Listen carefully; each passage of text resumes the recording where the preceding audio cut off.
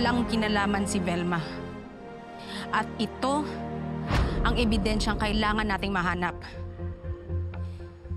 Si Eddie ang tunay na kalaban simulat sa pool.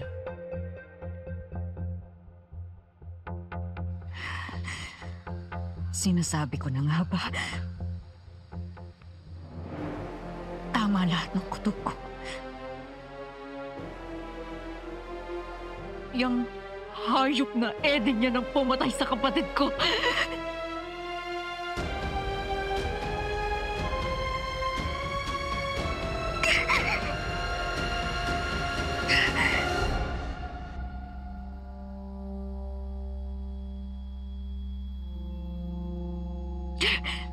Pero bakit ngayon mo lang sinasabi at pinapakita sa akin ng mga to? Dapat noon pa. Noreen, ang lahat ng impormasyon na yan ay bago lang din sa akin. Bago?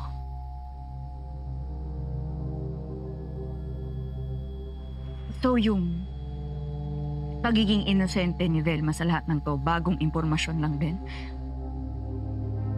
Oo. I had nothing to do with Helena's death. It was a suicide. That's right. Inyong sabi sa investigasyon, noon. Pero yun lang ba talaga ang nangyari? Wala ka talagang ginawa nung nalaman mo na may nangyari sa amin ni Helena? How dare you doubt me? How dare I? You made her sign a document para hindi siya magsalita? Because I didn't want a scandal. She saw me at the roof deck. But I know, and God knows, that I didn't kill Helena. You know what? You're supposed to protect me the way I protected you and the way I believed in you nung pinagbintangan ka ni Helena. After all, sa'yo nag-umpisa lahat to. Ikaw ang punot dulo ng gulong to.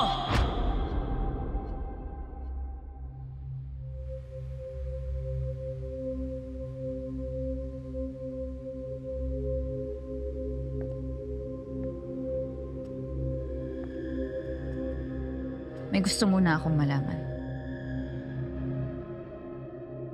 Griselda, bakit mo ginagawa to? Bakit mo ako tinutulungan na ipagpatuloy pa to? Anong kapalit ang gusto mo pagkatapos mong ibagsak sa akin ang patong-patong na katotohanan?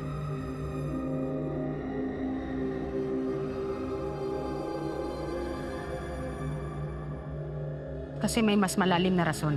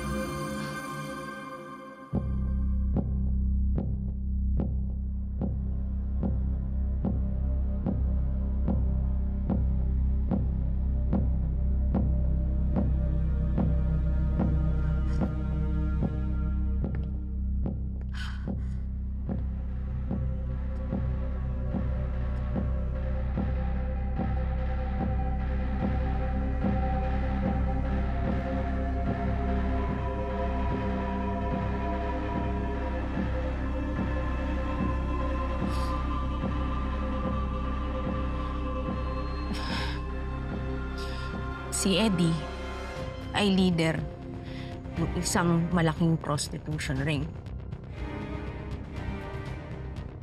Mahal ang bayad, exclusive. What's worse is the women and the men do not know that they're being sold. They're being drugged so that it seems na parang choice nila. Iilan lang yan sa mga nahak kong litrato ng grupo nila.